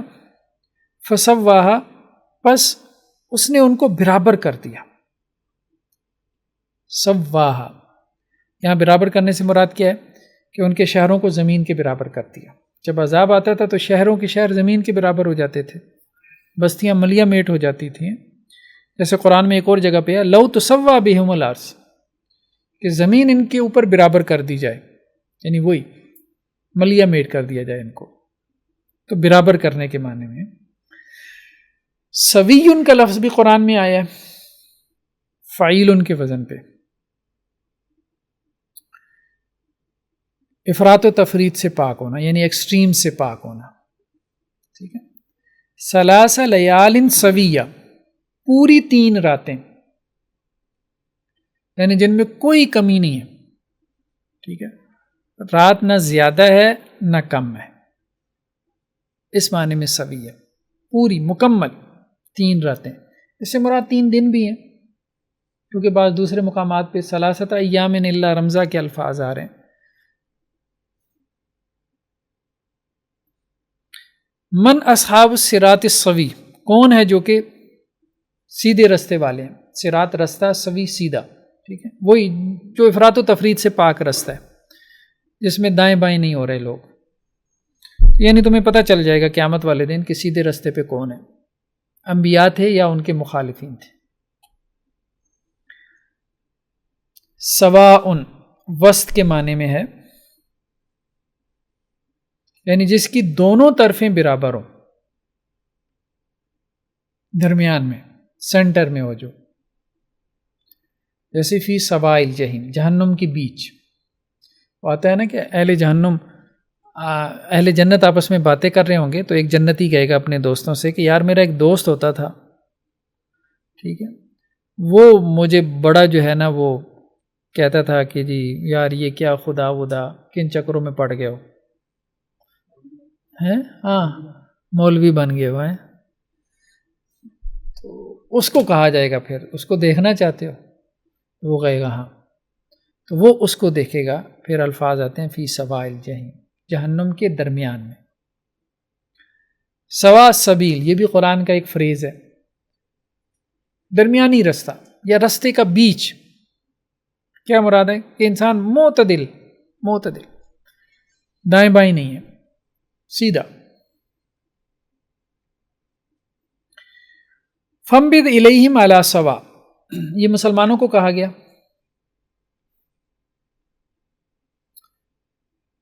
کہ کفار جو ہے نا اگر معاہدہ توڑنا چاہتے ہیں یا معاہدہ توڑ رہے ہیں تم سے کیا ہوا، تو تم بھی کیا کرو، ان کا معاہدہ ان کی طرف پھینک دو.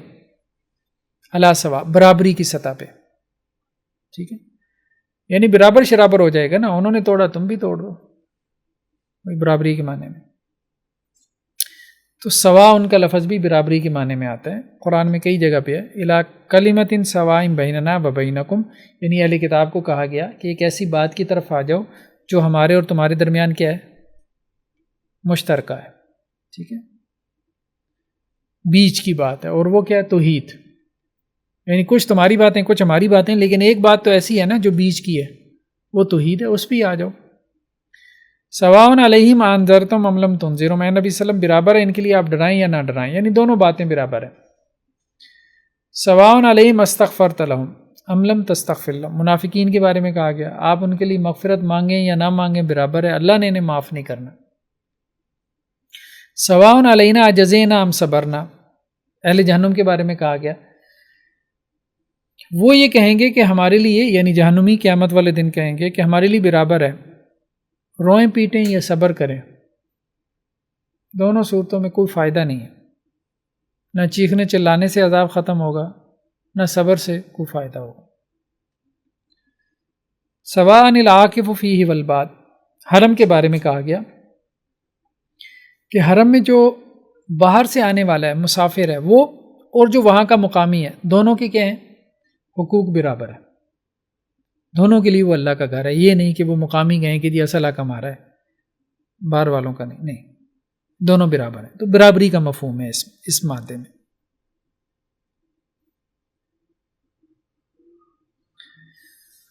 سیون ابن فارس نے کہا مثل کو کہتے ہیں، اسی سے لفظ ایک بنا ہے لا سیما، یعنی اس کی کوئی مثل نہیں۔ سواؤن کے بارے میں ابن فارس کا کہنا ہے دیوار کے درمیانی حصے کو کہتے ہیں، ٹھیک ہے، تو اسی سے پھر یہ درمیان کے معنی میں فَطَّلَعَ فَرَآهُ فِي سَوَاءِ الْجَحِيمِ ہے، وہ جھانکے گا اور اپنے دوست کو دیکھے گا جہنم کے بیچوں بیچ۔ ایک اور لفظ قرآن نے بولا ہے سوا کا، سوا قرآن میں آتا ہے یہ سوا کہ نہیں، میرے خیال میں پتہ نہیں آتا ہے کہ نہیں آتا بہرحال، لیکن عربی میں تو یہ معروف ہے سوا کے معنی میں، ٹھیک ہے۔ اردو میں بھی ہم اس معنی میں استعمال کر لیتے ہیں، علاوہ، سوا، غیر کے معنی میں۔ مکانن سوا ایک لفظ قرآن میں آیا، ٹھیک ہے، درمیانی جگہ۔ حضرت موسیٰ علیہ السلام نے کہا تھا نا کہ چلو پھر ٹھیک ہے، ایک ہم وعدے کا دن مقرر کرتے ہیں جس میں تم بھی آ جاؤ ہم بھی آ جائیں، لا نخلف نحن ولا انت، اس کی خلاف ورزی نہ ہم کریں گے نہ تم کرو گے، مکانن سوا، اور ایسا مکان ہم وہاں پہ جو ہے نا وہ اپنا مقابلہ کریں گے، مباہلہ کریں گے، جو بیچ کا ہوگا۔ اچھا، عام طور پہ یہ بھی ترجمہ کیا گیا کھلے میدان میں، اب واللہ عالم صاف یا کھلا میدان اس کا ترجمہ کہاں سے لیا گیا، عام طور پہ مترجمین نے وہی کیا ہے، لیکن راغب وغیرہ کا کہنا یہ ہے کہ اس سے مراد یہ ہے کہ وہ مکان جو ہے نا کہا گیا کہ جی نہ تمہاری طرف ہوگا نہ ہماری طرف ہوگا، یعنی بیچ کے درمیان میں، فاصلے کے اعتبار سے اس کو درمیانی مکان کہا گیا، مکانن سوا، جہاں وہ لگنا تھا، مقابلہ ہونا تھا۔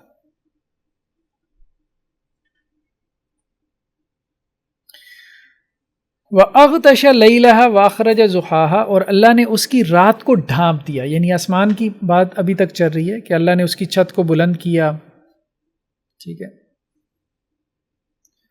اور اللہ تعالیٰ نے آسمان کی نوک پلک سنواری، اس کی فنیشنگ کی، اللہ نے اس کو بنایا، پھر اللہ نے آسمان کی جو رات ہے اس کو اللہ نے ڈھانپ دیا، یعنی تاریک کر دیا، وہی بات جو ابھی آئی تھی کہ رات تاریک ہے۔ وَأَخْرَجَ ضُحَاهَا، اور اس کا دن اللہ نے نکال دیا، روشن کر دیا۔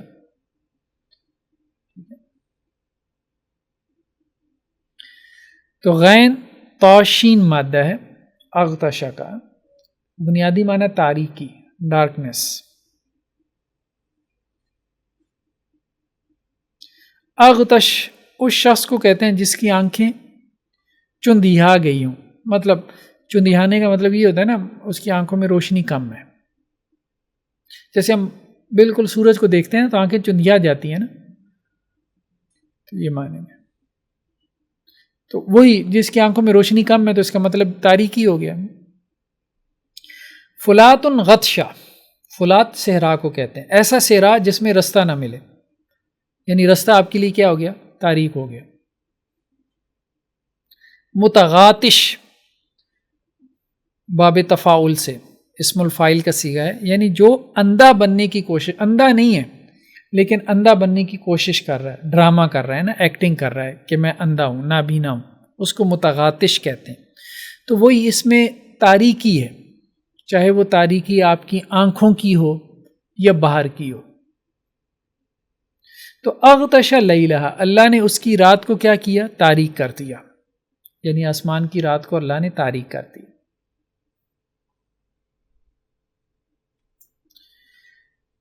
لیل، لیل رات کو کہتے ہیں. رات سے مراد کیا ہے؟ غروب آفتاب سے لے کے طلوع سحر تک، یعنی طلوع آفتاب تک نہیں، طلوع سحر تک، جسے ہم سحری کا وقت کہتے ہیں نا. تو غروب آفتاب کے ساتھ رات شروع ہو جاتی ہے، سحری کے وقت تک جاری رہتی ہے. وَسَخَّرَ لَكُمُ اللَّيْلَ وَالنَّهَارَ، اللہ نے تمہارے لیے دن کو اور رات کو مسخر کر دیا. وَاللَّيْلِ إِذَا يَغْشَى، اور رات کی قسم جب کہ وہ ڈھانپ لے، چھا جائے، یعنی دن کو ڈھانپ لیتی ہے، دن کے اوپر چھا جاتی ہے. بعض اوقات لیلتن بھی آتا ہے، لیل کے علاوہ لیلتن کا لفظ بھی رات کے لیے آتا ہے، یعنی گول تا کے ساتھ. جیسے وَوَعَدْنَا مُوسَىٰ 30 لیلہ، اور ہم نے وعدہ لیا موسیٰ سے 30 راتوں کا. اب یہاں پہ لیلتن ہے، ٹھیک ہے. اِنَّا أَنزَلْنَاهُ فِي لَيْلَةِ الْقَدْرِ، یہاں پہ بھی لیلہ ہے، ہم نے اس کو نازل کیا لیلۃ القدر میں، یعنی قدر کی رات میں، جس دن تقدیر لکھی جاتی ہے، جس رات میں. بعض لوگوں نے اگرچہ یہ بھی فرق کیا کہ لیلہ اصل میں خاص رات کو کہتے ہیں، تو یہ بات کسی حد تک درست معلوم ہوتی ہے. لیلۃ القدر بھی اور 30 لیلہ بھی خاص راتیں تھیں. عام رات کے لیے لیلہ کا لفظ ہے، لیلن کا لفظ ہے. خاص رات کے لیے لیلتن کا لفظ ہے. یہ بھی فرق کیا گیا دونوں الفاظ میں. جمع اس کی لیالن آتی ہے، جیسے والفجر ولیالن عشر، قسم ہے فجر کی اور 10 راتوں کی. لیالن عشر، عشر 10، یہ 10 راتوں سے مراد رمضان کی جو ہے وہ 10 راتیں مراد لی گئی ہیں، آخری 10 راتیں. بعض لوگوں نے ذوالحجہ کی بھی 10 راتیں مراد لی ہیں.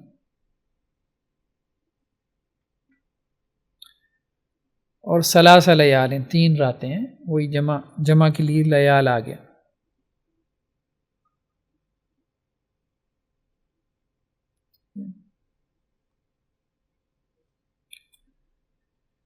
وَأَخْرَجَ ضُحَاهَا، اور اللہ نے نکالا. اخرج، اخرج خا را جیم مادہ ہے،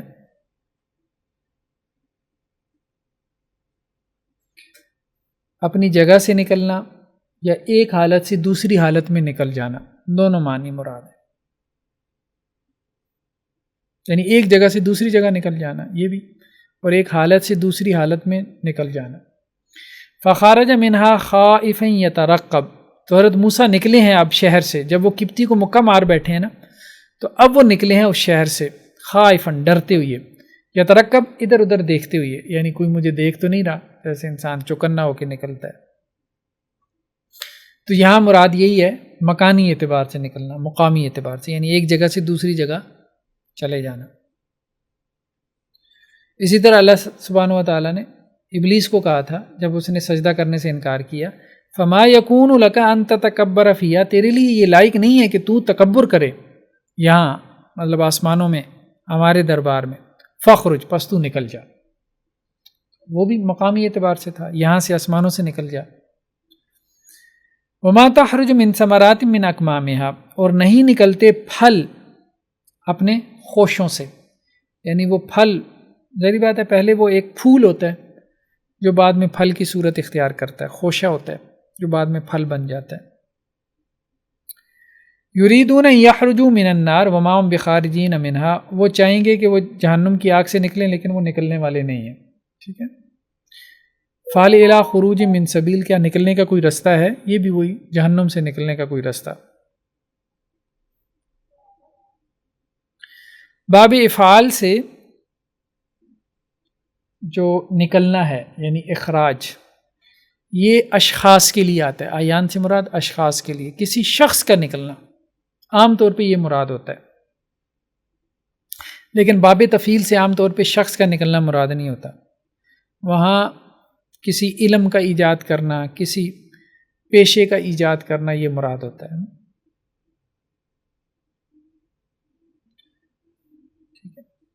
انکم مخرجون، کہ تم نکالے گئے ہو. کما اخرجک ربک من بیتک بالحق، جیسے آپ کے رب نے آپ کو نکالا آپ کے گھر سے حق کے ساتھ. جب غزوہ بدر کے لیے نکلے ہیں نا، وَنُخْرِجُ لَهُ يَوْمَ الْقِيَامَةِ کتابہ، اور قیامت والے دن ہم انسان کے لیے کیا کریں گے؟ اس کا اعمال نامہ نکالیں گے، نکالنے کے معنی میں اخرجوا انفسکم، جب وہ موت کا وقت قریب آتا ہے نا تو فرشتے آ کے کہتے ہیں اپنی جانیں نکالو، اپنی روحیں نکالو، یعنی ہمارے حوالے کرو. اخرجوا آل لوط من قریتکم، اب یہ فرشتے جو ہے وہ یہ کہہ رہے ہیں، نہیں سوری، یہ فرشتے نہیں کہہ رہے، اخرجوا آل لوط من قریتکم، یہ وہ قوم کے لوگ کہہ رہے ہیں کہ لوط اور ان کے جو گھر والے ہیں ان کو کیا کرو؟ اپنی بستی سے نکال دو. واللہ اخرجکم من بطون امہاتکم، اللہ نے تمہیں نکالا تمہاری ماؤں کے پیٹ سے، ٹھیک ہے، مادر رحم سے. فاخرجنا به ازواجا من نبات شتى، اور ہم نے اس پانی کے ذریعے جو ہے مختلف قسم کے نباتات سے جوڑے نکالے. پودوں سے اللہ نے جوڑے پیدا کیے، یعنی پودوں میں بھی پیئرز ہیں نا. یخرج به زرعا مختلفا الوانہ، اللہ تعالیٰ اس پانی کے ذریعے کھیتی نکالتا ہے، اور اس کھیتی کے تم دیکھتے ہو رنگ مختلف ہوتے ہیں، ہر کھیتی کا رنگ اپنا ہے. تو یہ باب افعال سے نکالنا، ٹھیک ہے، اور باب تفعیل سے بھی نکالنے کے معنی میں آتا ہے، لیکن عام طور پہ اس سے مراد اعیان کا، اشخاص کا نکالنا نہیں، بلکہ یہ علوم اور صنعت کے لیے آتا ہے، ان کی ایجاد کے لیے. خراج بھی اسی سے بنا ہے. ام تسألہم خرجا فخراج ربک خیر، کیا آپ نے ان سے کوئی پیسے مانگے؟ بس آپ کے رب کی طرف سے جو خراج ہے وہ بہت بہتر ہے. خرج میں اور خراج میں فرق ہے. خرچ تو وہ ہے نا جو آپ اپنی مرضی سے کسی کو نکال کے دیتے ہیں، یعنی اپنی آمدن میں سے، جیسے آپ نے اپنی مرضی سے دیا، جیسے ہم کہہ دیتے ہیں کہ دی خوشی سے دیا، ٹھیک ہے، تبرع کے طور پہ. اور خراج وہ ہوتا ہے جو آپ جو ہے جیسے ٹیکس پے کرتے ہیں، جو آپ اپنی خوشی سے نہیں دیتے. تو ام تسألہم خرجا، کہ آپ نے ان سے کوئی جو ہے وہ پیسے مانگے، یعنی یہ کہا ہے کہ مجھے کوئی چندہ دو، چندہ مانگے آپ نے ان سے. مطلب وہ کیوں گھبرا رہے ہیں، آپ کی بات کیوں نہیں مان رہے؟ یا تو آپ نے ان سے کوئی پیسے مانگے ہو نا، تو پھر وہ پیچھے ہو رہے ہوں، اور ان کو کوئی مصیبت پڑی ہو کہ یار پیسے دینے پڑیں گے، اسلام لائیں. تو خرج کا لفظ جو ہے وہ خراج سے عام ہے.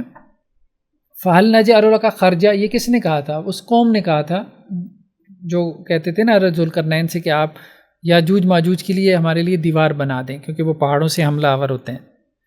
تو انہوں نے کہا تھا کہ کیا ہم آپ کے لیے کیا کریں کوئی خرچ؟ یہ خراج نہیں تھا، کیونکہ خراج وہ ہوتا ہے جو زبردستی لاگو کیا جاتا ہے، یہ وہ اپنی مرضی سے دینا چاہ رہے تھے.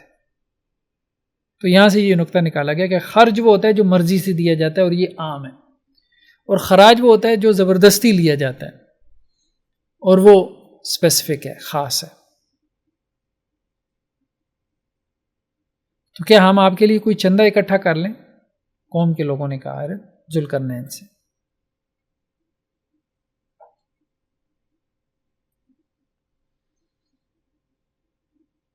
چلیں جی، آخری لفظ میرے خیال میں بس رہ گیا. ناقۃ مختارجہ، اس اونٹنی کو کہتے ہیں، ہر جگہ اونٹ آ جاتا ہے. ہم نے کہا یہ عربوں کے ہاں اونٹ کی ویکیبلری بہت وسیع ہے. جو اونٹوں کی صفت پر نکلی ہو، یعنی وہ اونٹنی جو اپنی خلقت میں تو مادہ ہے لیکن صفات میں کیا ہے؟ اونٹ ہے. تو اس کو ناقہ مختارجہ کہتے ہیں، وہی مادہ ہے. نعامہ کہتے ہیں شتر مرغ کو. خرجہ بھی وہی مادہ ہے، ٹھیک ہے، جس میں سفید اور کالا دونوں رنگ نکلے ہوں. سفید میں کالا رنگ نکل آئے، کالے میں سفید نکل آئے. چلیں جی، لاسٹ ورڈ کیا ہے؟ ضحیٰ، سورج کی دھوپ کا پھیل جانا یا دن کا چڑھ جانا. ضحیٰ اردو میں ہم اس کے لیے لفظ استعمال کرتے ہیں چاشت. دن چڑھے.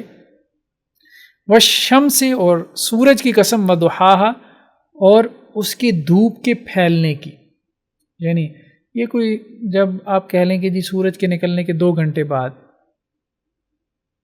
جب دن کچھ پھیل جائے، بعض لوگوں نے یہ بھی کہا کہ 1 گھنٹے بعد، وہ اشراق کو ہی جو ہے وہ چاشت کا وقت مانتے ہیں، بعض فرق بھی کرتے ہیں۔ تو قرآن میں ضحیٰ کا لفظ کافی آیا ہے، ٹھیک ہے، والضحیٰ، اور دن کے چڑھنے کی قسم، روشن دن کی قسم۔ وہیں یحشر الناس ضحیٰ، یہ حضرت موسیٰ علیہ السلام کے قصے میں آیا نا کہ لوگوں کو جمع کیا جائے گا دن چڑھے، جب دن روشن ہو جائے گا نا پھر لوگ جمع ہوں گے مقابلے کے لیے۔ اوپر کیا الا عشیۃ او ضحیٰ، جب وہ آپس میں ایک دوسرے سے پوچھیں گے نا قیامت والے دن کتنا عرصہ رہے، تو ان میں سے جو سب سے عقل مند ہوگا وہ یہی کہے گا کہ یار ایک صبح یا ایک شام، عشیہ شام اور ضحیٰ صبح چاشت کا وقت۔ ہاں ہاں جی جی جی جی جی۔ تو ثلاثی مجرد سے اس کا فعل آتا ہے دھوپ لگنے کے معنی میں، جیسے جنت کے بارے میں کہا گیا حضرت آدم علیہ السلام کو، چونکہ وہ پہلے جنت میں تھے، وَأَنَّكَ لَا تَظْمَأُ فِيهَا، جب اللہ نے جو ہے وہ جنت میں رکھا ہے تو کیا کہا ہے کہ آپ کو جنت میں کوئی پیاس نہیں لگے گی، وَلَا تَضْحَىٰ، اور نہ ہی دھوپ محسوس ہوگی، ٹھیک ہے، نہ پیاس ہے نہ دھوپ ہے، یعنی مطلب سایہ بہت زیادہ ہے نا، گرینری بہت زیادہ ہے جنت میں۔ اسی مادے سے لفظ اضحیہ بھی ہے، اضحیہ قربانی کو کہتے ہیں، عربی میں قربانی کو اضحیہ کہتے ہیں، اس کی جمع اضاحی آتا ہے، چونکہ قربانی بھی دن چڑھے پیش کی جاتی ہے نا، نماز پڑھنے کے بعد، نماز سے پہلے تو قربانی نہیں ہے نا، تو جب سورج تھوڑا سا بلند ہو جائے، روشنی ہو جائے، اس کی پھیل جائے، تو اس وقت قربانی پیش کی جاتی ہے، تو اس لیے اس کو اضحیٰ کہتے ہیں، اضحیہ کہتے ہیں۔ ابن فارس نے لغت سے، عام لغت سے اس کے کچھ شواہد پیش کیے ہیں۔ ضاحیہ، ضاحیہ یہ وہی مادہ ہے، شہر کے اس کونے کو کہتے ہیں جو نمایاں ہو، ٹھیک ہے، یعنی روشن ہو، نمایاں ہو۔ ضحیٰ وہ کھانا ہے جو دن چڑھے کھایا جاتا ہے، ضحیٰ یعنی چاشت کے وقت میں جو لیٹ ناشتہ کیا جاتا ہے نا، آپ یوں کہہ لیں، اس کو ضحیٰ کہتے ہیں۔ ضواحی آسمانوں کو بھی کہتے ہیں، ٹھیک ہے، کیونکہ وہ بھی کیا ہے، مطلب ایک اعتبار سے روشن ہے، نمایاں ہے، دن چڑھتا ہے تو وہ بھی روشن ہوتا ہے، نمایاں ہوتا ہے۔ چلیں جی، آج اتنا ہی کافی ہے۔ سبحانک اللہم و بحمدک، نشہد ان لا الہ الا انت، نستغفرک۔